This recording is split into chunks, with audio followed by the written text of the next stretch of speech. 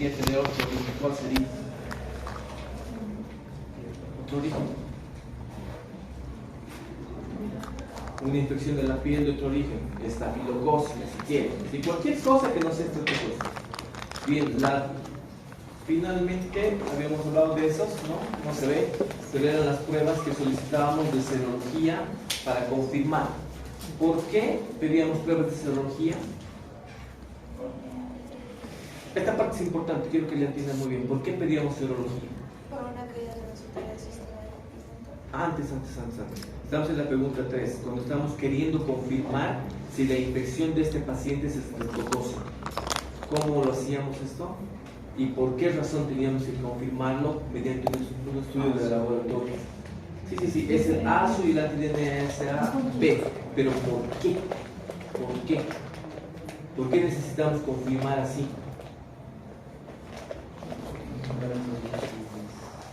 Porque ya no se ve, o sea, es una infección pasada. Es el relato que tiene la mamá, ¿no? Que dice, mi hijo sí tenía hace tanto tiempo, ¿no es cierto? No está ya la infección, no se puede ver. ¿Cómo confirmo? Por serología. Y ahora sí, la pregunta número 4 es lo que ustedes decían por allá, ¿cuál era? Tenía que ver con esto, ¿no? Eso. Si es que hubo una caída transitoria del complemento, ¿por qué caía el complemento? ¿Por qué caía el complemento?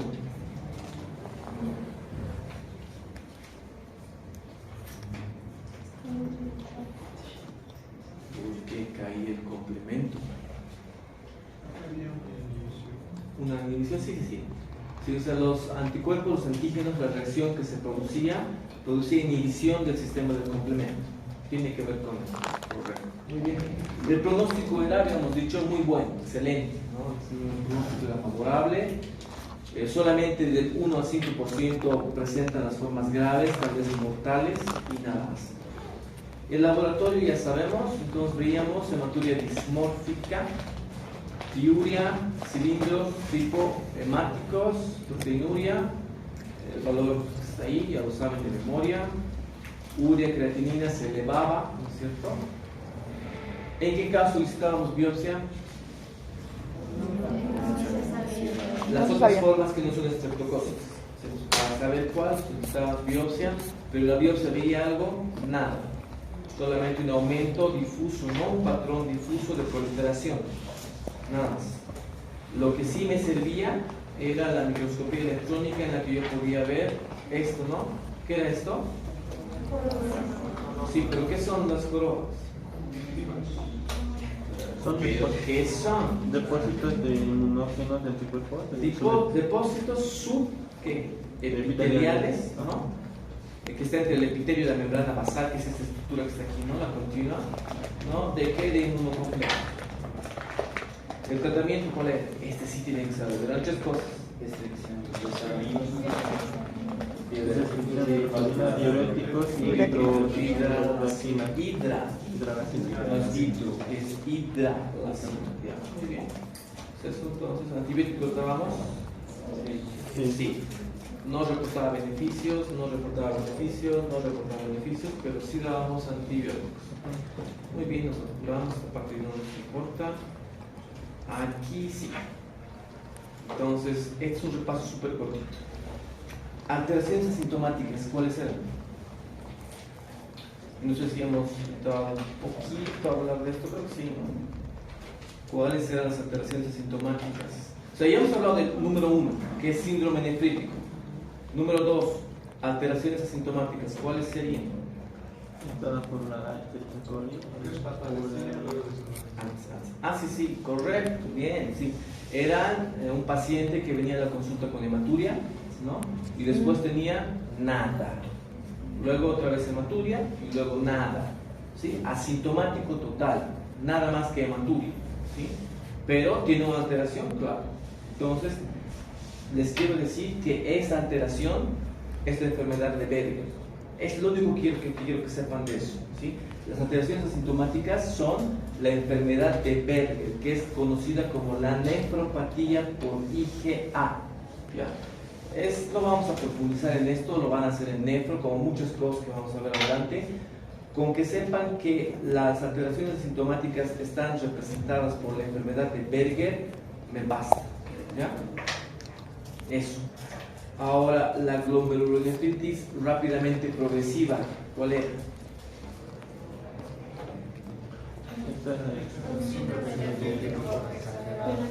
Era un síndrome nefrítico, pero exagerado. Entonces se manifestaba ¿cómo? No había oliguria, ¿qué había? ¿Qué había?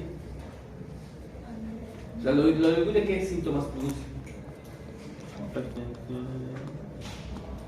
Hipertensión, entonces no había hipertensión, había una crisis hipertensiva. Y no, Sí, edema era bastante.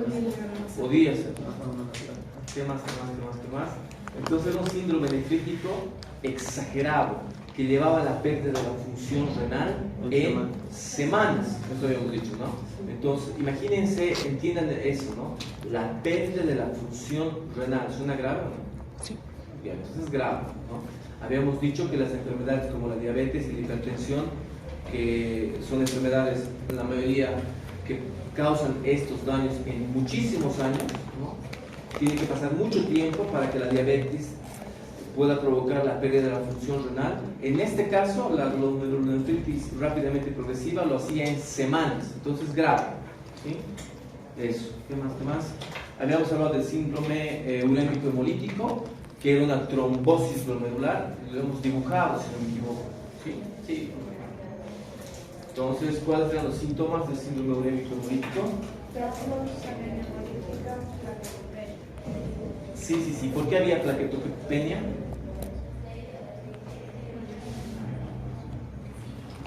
Porque las plaquetas se destruyen. Aquí, por si acaso, todo empezaba con esa infección por la Escherichia coli.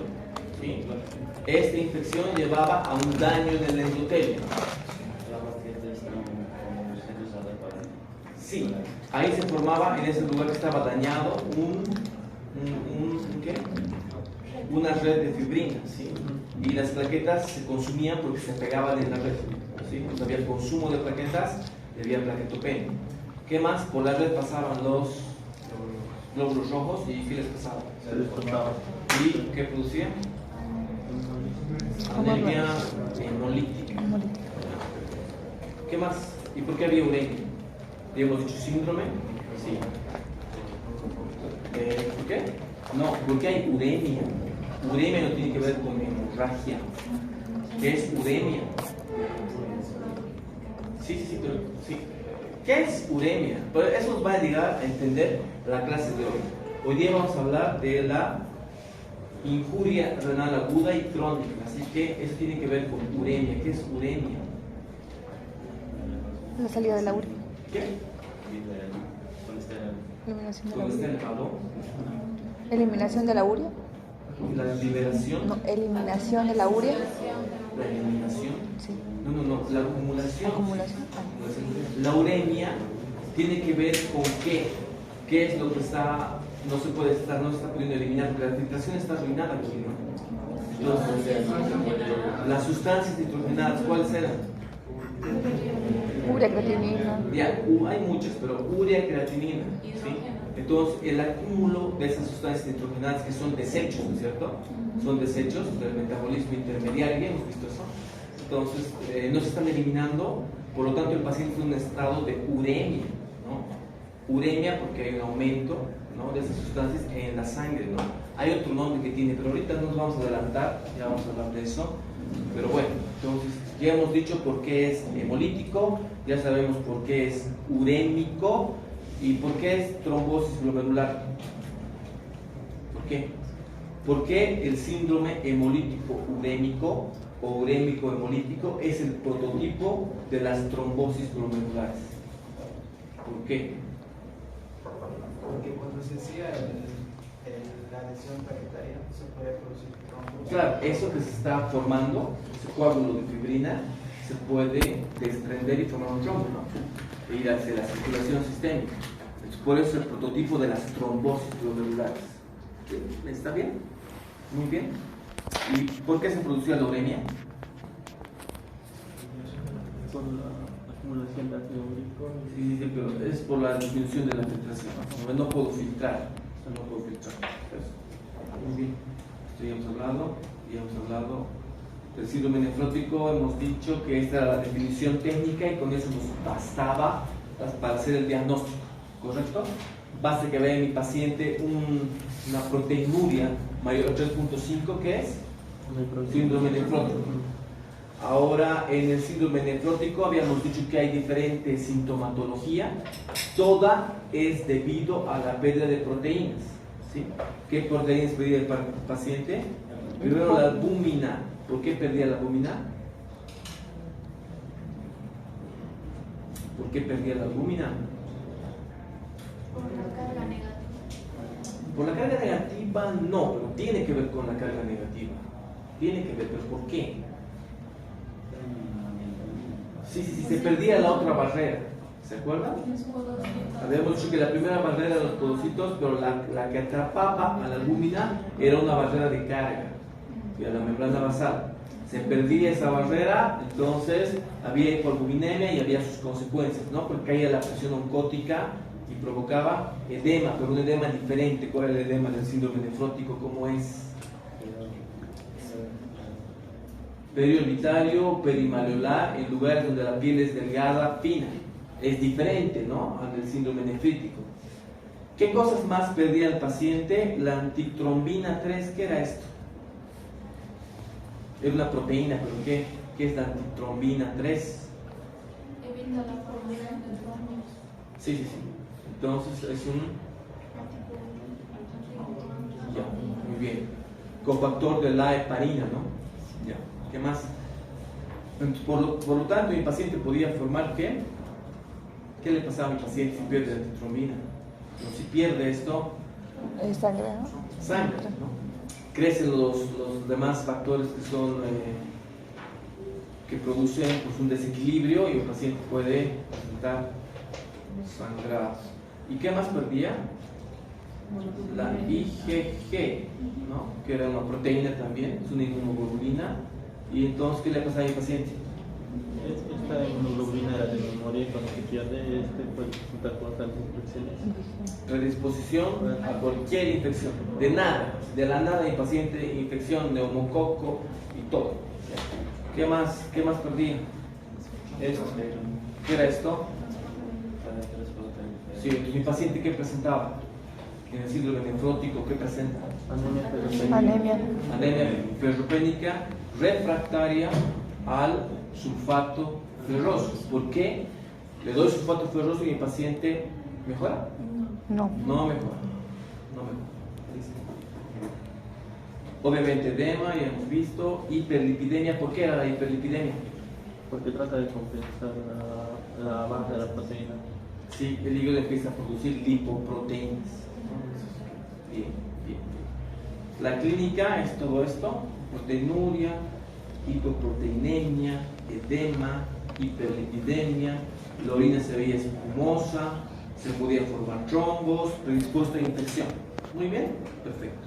Ahora, habíamos dicho que existen formas ¿ya? de síndrome nefrótico. El síndrome nefrótico, cuando lo estudiamos a fondo, y eso lo van a hacer en nefro, aquí no nos compete, se puede manifestar de 5 formas, como una lesión mínima, que en realidad no es mínima, ¿sí? No es mínima. Se llama mínima porque cuando se empezó a estudiar, eran niños que tenían pues todos los síntomas de síndrome nefrótico, ¿ya? Pero resulta que cuando yo llevaba eso a un estudio, ¿no? A un análisis, no encontraba ninguna alteración en la biopsia, ninguna, no había ninguna alteración, hasta que se llevó a la microscopía electrónica.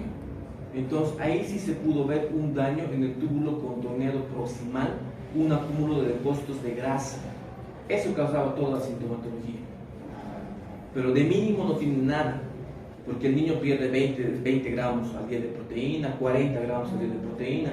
Se llamaba mínima porque no se pudo identificar en la biopsia, ¿se entiende? Se pudo identificar en la microscopía electrónica, entonces lesión mínima, se quedó el nombre así. Estos nombres vienen de la clasificación histopatológica, por eso son difíciles de aprender. El segundo es la glomerulosclerosis focal y segmentaria. El tercero es la glomerulonefritis proliferativa mesengial, que si yo pienso en mesangio, por las primeras aulas sé que tiene hematuria, ¿se acuerdan? Hemos dicho cualquier cosa que acomete el mesangio, hematuria. Después estaba la nefropatía membranosa y la glomerulonefritis mesangio, otra vez, capilar o membrano proliferativa. ¿Nos vamos a complicar con esto? No. Con tal que sepan que hay 5 formas de síndrome nefrótico, me basta. ¿En qué materia van a profundizar esto? En nefro, ¿ya? Una por una van a llevar en todo el servicio. Aquí no nos importa mucho. Me interesa solamente que entiendan que el síndrome nefrótico se puede presentar de 5 formas y los nombres vienen de la clasificación histopatológica, de lo que se ve en la histopatología. ¿Ya? Nada más. ¿De qué vamos a hablar ahora? Pues vamos a hablar de lo que dice ahí. ¿Qué dice ahí? Insuficiencia renal. Insuficiencia renal. Yo sé y me imagino, incluso en el programa analítico que me han dado, en el plan global que ustedes llaman, el tema es insuficiencia renal aguda e insuficiencia renal crónica. Entonces, yo sé que esto lo han escuchado muchísimo. Les pregunto, ¿se llama así insuficiencia renal aguda o tiene algún otro nombre? ¿Injuria? ¿Han escuchado injuria renal aguda, ese término? Poquísimas veces. Sí, pocas veces. ¿Alguien más ha escuchado ese término? Injuria renal aguda, no, no he escuchado. ¿En serio? ¿Qué han escuchado? Insuficiencia renal. ¿Sí? Es una, por si acaso, insuficiencia renal aguda es un nombre que actualmente está cayendo en desuso. Se está evitando usar. ¿Por qué? Ya vamos a ver por qué. Pero se habla de injuria renal aguda y se habla de lesión renal aguda. ¿Ya? ¿Y han escuchado hablar de insuficiencia renal crónica? ¿Tendrá otro nombre? ¿Han escuchado algún otro nombre para hablar de lo mismo? ¿No? ¿Es correcto decir insuficiencia renal crónica? Ahora se dice enfermedad renal crónica. Enfermedad. Entonces son términos que han cambiado y ya vamos a ver por qué pronto. Pero estas anteriores semanas hemos discutido diferentes formas de agresión al riñón. ¿Sí? Desde la primera clase hemos hablado de enfermedades que acometen al glomérulo, a los túbulos, al riñón en sí, ¿no? Entonces existe un montón de condiciones y situaciones que pueden atacar al riñón, ¿ya? Diferentes patologías. Lo que tenemos que entender ahora es que cuando el riñón realmente es agredido, realmente, no es algo pequeño, el paciente puede presentar una sintomatología grave, ¿no? Que tiene que ver con la pérdida de la función renal, ¿sí? Básicamente tiene que ver con eso. Entonces, el desarrollo de este tema, quiero que lo veamos teniendo en cuenta que principalmente lo que está pasando acá es que este riñón está perdiendo su función. Para que lo podamos entender mejor, ¿han escuchado hablar de insuficiencia cardíaca? ¿Qué es la insuficiencia cardíaca? ¿Qué le pasa a ese corazón?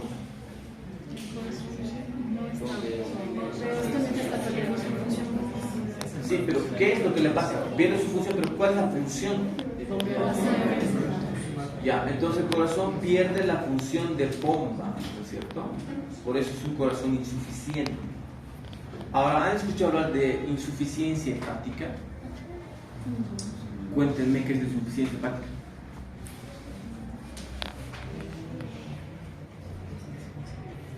Disminución de la función hepática. ¿Cuál sería la función principal hepática? Metabolismo. ¿Ya? Metabolismo. Metabolismo, el hígado. ¿Qué funciones tiene?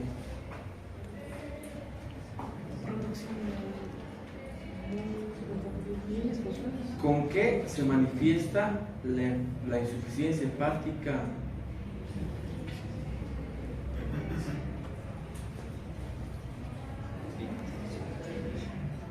En parte sí, pero hay otra cosa. Tiene que ver con el metabolismo de las bilirrubinas, sí, pero hay otra cosa que es el corazón, el hígado, ¿qué produce? No produce factores de coagulación, ¿sí o no? Entonces, una insuficiencia hepática, ¿con qué se manifiesta? ¿Qué? ¿Ictericia? ¿O no? No, o sea, se afecta a los factores de coagulación. Pues hemorragias, ¿cierto? Sí, sí. Entonces, hemorragias. Muy bien. Entonces, ya estamos viendo cómo, entendiendo, por ejemplo, si hablo de insuficiencia cardíaca, el corazón pierde su función de bomba, ¿puedo pensar la clínica o no puedo pensarla? Ya, lo mismo en la insuficiencia hepática. Si tengo un paciente que tiene insuficiencia hepática, pues entonces sé que tiene que ver con la coagulación, con la producción de bilirrubinas. ¿Puedo deducir la clínica? ¿Qué le va a pasar si no tiene factor de coagulación? Si tiene un trastorno del metabolismo de las bilirrubinas, ¿no? Entonces sí puedo. Ahora, ¿qué pasa con el riñón? Pues tiene que ser lo mismo. Ya hemos visto la anatomía, deberíamos entender las funciones. ¿Cuáles son las principales funciones del riñón? Sí. Vamos a decir que la principal función, no lo voy a pasar, es que este Office tiene un problema. Me está botando todo la diapositiva, no con animaciones. No está activado, ni modo. Pero sí, uno es filtración. ¿Es la principal función del riñón o no es? Sí. ¿Qué es la filtración? ¿Qué se filtra? ¿Y qué se elimina? Las sustancias nitrogenadas que nos hemos cansado de hablar. ¿Cuáles son las dos principales? Urea, creatinina. Urea y creatinina. Principalmente esas dos. Entonces pierdo la capacidad de eliminar sustancias nitrogenadas. Otra función del riñón. Son tres más importantes. ¿Cuál es la segunda función? Equilibrio, ácido base. Equilibrio, sí, equilibrio ¿qué? Ácido base. Equilibrio hidroelectrolítico, ácido base. Claro, tiene una importante función. ¿Qué más? Hay una tercera función del riñón. Y es una función importante porque es una función endocrina. ¿Qué hace el riñón? ¿Qué produce el riñón? Eritropoyetina, sí, claro, sí. Que produce hormonas, ¿no? ¿Qué son las hormonas? ¿Qué son los hormonas? Sí, ¿qué son las hormonas? ¿Pero qué son? ¿Cuál es la definición de hormona? O sea, para entendernos, ¿no? ¿Cómo voy a deducir si no entiendo? Tengo que entender.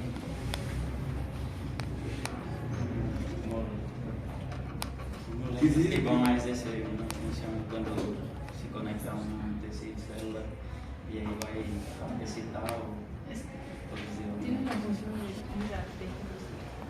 Sí, pero todo esto que están diciendo es lo que es una hormona, ¿no? Es un elemento, se produce en un sitio, pero actúa ¿dónde? En otro lado, ¿no es cierto? Eso tiene que ver con la eritropoyetina, ¿no es cierto? No funciona a nivel renal, va a otro lugar, ¿no es cierto? Entonces aquí está, ahí está. Las manifestaciones clínicas y laboratoriales que va a presentar mi paciente que tiene insuficiencia renal tienen que ver con la pérdida de estas tres funciones. Entonces, ¿qué pierde mi paciente? La capacidad de filtración, pierde el equilibrio hidroelectrolítico y ácido base, ¿no? Pierde la función endocrina, ¿ya?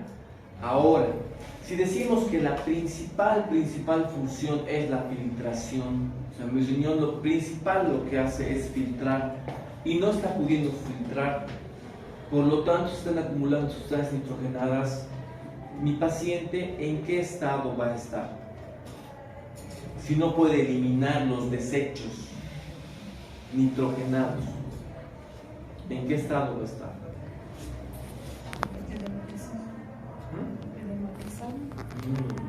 Otra cosa. O sea, ¿cuál es la consecuencia de acumular sustancias nitrogenadas? Es un estado. de que el paciente está? ¿Qué estado? Piensa.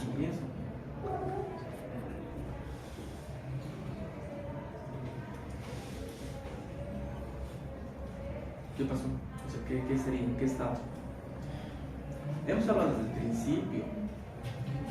Un estado urémico. ¿No era eso? Entra mi paciente en un síndrome urémico, pero no es urémico hemolítico, no se confundas. Es un síndrome urémico. ¿Por qué? Tiene una acumulación de ¿qué? Sustancias nitrogenadas. ¿Ya? ¿Qué se llama a la acumulación de sustancias nitrogenadas en sangre? Tiene un nombre y no es uremia solamente. ¿Cuál es el nombre? Azotemia. ¿Sí? Algunos libros dicen azoemia, pero azotemia. ¿Qué es la azotemia? Esa palabra tan extraña, ¿de dónde viene? Azo significa nitrógeno en griego, por si acaso. Azo es nitrógeno. Emia, sangre. ¿Qué es azotemia? El paciente está, cuando pierde estas tres funciones, principalmente la filtración, está en síndrome urémico. Pero cuidado, se confunda, no es urémico hemolítico. ¿Ya? El paciente está en síndrome urémico porque tiene una acumulación de sustancias nitrogenadas. ¿Cuáles serán? Urea, creatinina. Valores normales. A ver, urea. Urea, es que tengo que saber, ¿no? Si veo un laboratorio, ¿cómo sé que mi paciente tiene una acumulación de sustancias nitrogenadas? Sin buscar en su celular, en sus cabezas, no está. ¿Qué? La urea es de 30 a 40. 20 a 40 miligramos. Sí, la urea ya. Y después, la creatinina. ¿Cuánto? ¿Cuánto?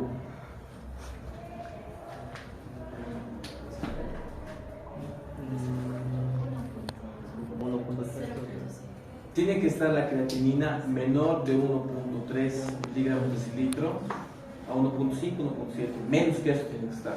Si está más que eso, ya no es normal, ¿cierto?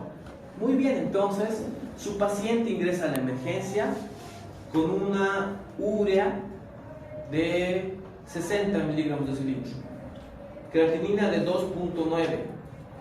¿Qué tiene? Me pongo feliz porque entiendo que tiene azotemia, ¿no? ¿O no?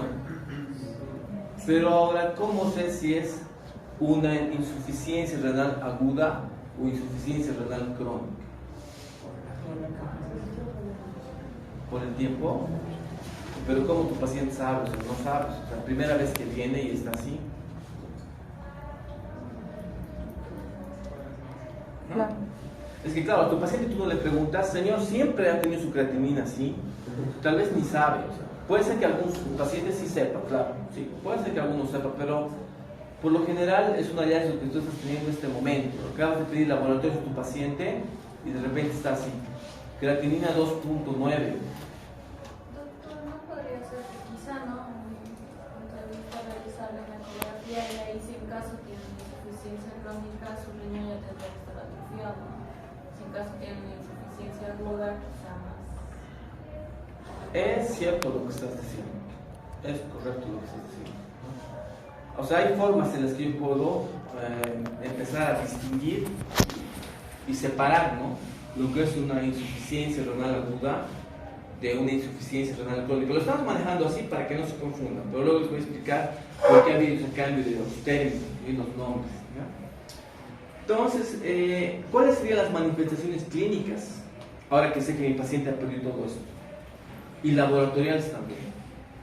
Lo vamos a ver todo en una diapositiva. No quería que sea así, pero bueno, ahí está. Fíjense. Entonces, miren, manifestaciones clínicas y laboratoriales de la filtración. O sea, mi paciente no puede filtrar, no puede eliminar las sustancias nitrogenadas. ¿Qué va a tener mi paciente? Aquí está, azoemia o azotemia. ¿Cómo se manifiesta esto? Pues, aunque usted no lo crea, con pericarditis. ¿Qué es la pericarditis? Infección pericárdica. Es una inflamación, infección todavía no, pero puede haber. Sí, pero aquí tenemos una ¿qué? Inflamación del pericardio. ¿Cómo se manifiesta clínicamente? Fiebre. Dolor. Dolor. Pericarditis, pero pericarditis ¿qué? Urémica. ¿Ya? ¿Hay pericarditis urémica? Hay. No es la misma pericarditis que estaban pensando ustedes. Es una pericarditis uremia. ¿Producto de qué? Del acúmulo de sustancias nitrogenadas. ¿Qué va a tener mi paciente también? Una encefalopatía. ¿Pero qué encefalopatía? ¿Hipertensiva? No. Una encefalopatía urémica. ¿Sí? ¿Cómo se manifiesta esto? Flapping. Llevan seno. ¿Qué es el flapping? Flapping.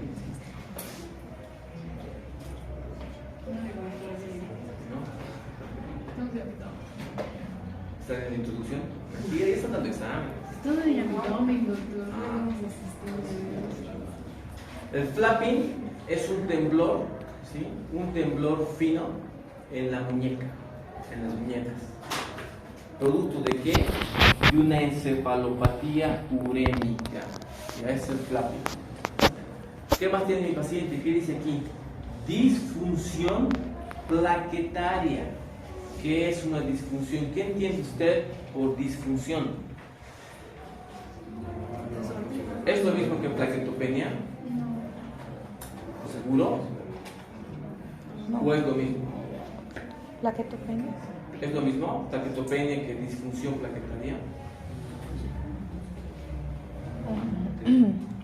No. Que tiene que ver con así sus funciones. Sí, sí, es correcto.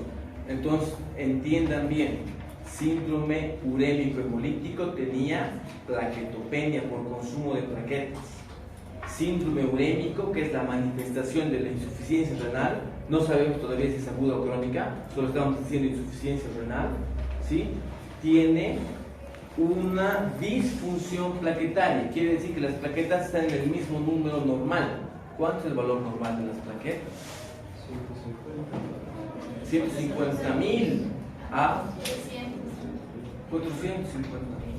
Entonces, las plaquetas están normales, pero son insuficientes, no funcionan, ¿sí?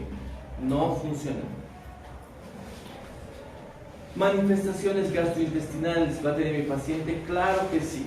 La uremia puede producir tranquilamente dolor abdominal, náuseas y vómitos, ¿sí? ¿Por qué? Porque mi paciente está en azotemia, nada más en cuanto a la filtración. Manifestaciones clínicas y laboratoriales de la pérdida del equilibrio hidroelectrolítico y del equilibrio ácido-base. Primero hablaremos de lo hidro, ¿ya? Tiene que ver con el volumen. Si mi paciente tiene dificultad para concentrar la orina, estaba en oliguria, ¿se acuerdan? No puede. ¿Qué tiene? Tiene pues hipervolemia, con sus consecuencias. ¿Cuáles son las consecuencias de la hipervolemia? Edema, ¿sí? Congestión, hipertensión. ¿Por qué tiene esto? Sobrecarga de ¿qué? De volumen. Volumen. ¿Sí? Mi paciente retiene líquidos, ¿sí? Entonces es la consecuencia del desequilibrio hídrico. Estamos hablando del balance hídrico. Esa va a ser. Ahora, si hablamos del equilibrio ácido-base, hay electrolitos que van a aumentar porque no se pueden eliminar y hay otros que van a bajar. Los que van a aumentar, evidentemente, va a ser este. ¿Por qué? Acidosis. Sí, por eso. Entonces mi paciente puede entrar en acidosis metabólica. ¿Qué más mi paciente acumula? Potasio. ¿Mi paciente entra en qué? Hipopotasemia. Hipercalemia. Hipercalemia. ¿Qué más aumenta? Fósforo. ¿Qué tiene mi paciente? Hiperfosfatemia. ¿Y qué baja? Calcio y sodio. Calcio y sodio. baja el calcio, baja el sodio, ¿no? Entonces necesito que sepan solamente qué electrolitos aumentan. Está súper fácil. Hidrógeno, potasio, fósforo. Van a estar altos en su laboratorio. ¿Qué va a estar bajo? Calcio. Calcio, sodio. ¿Ya?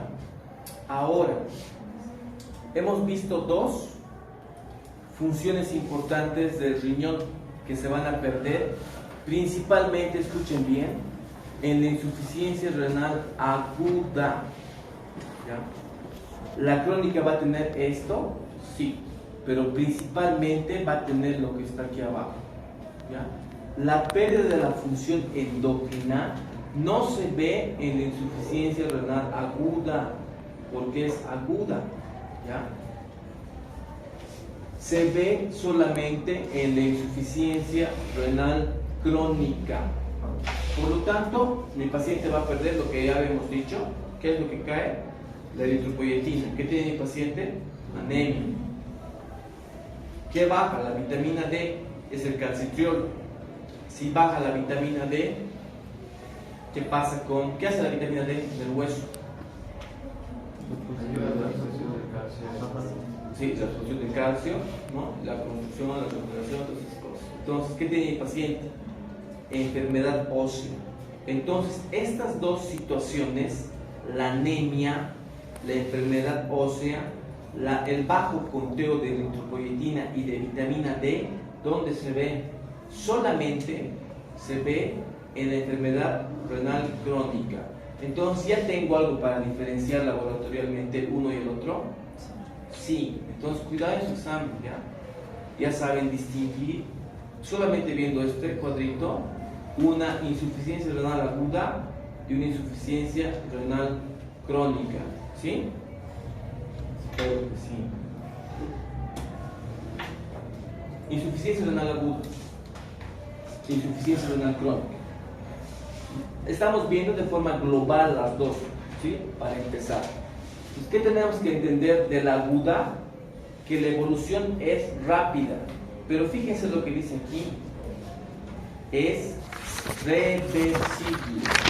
Quiere decir que una vez que el paciente se recupera, ¿la función renal se recupera o no? Sí, al 100%. En cambio, en la insuficiencia renal crónica, la evolución es lenta, tarda años, y la función renal es, o sea, la pérdida es irreversible. Es importante que entiendan eso. Es otra forma de distinguir, ¿ya?, la una de la otra. ¿Qué más tienes? Ya vamos para 10 minutos, ¿sí? Compren sus refrescos si quieren.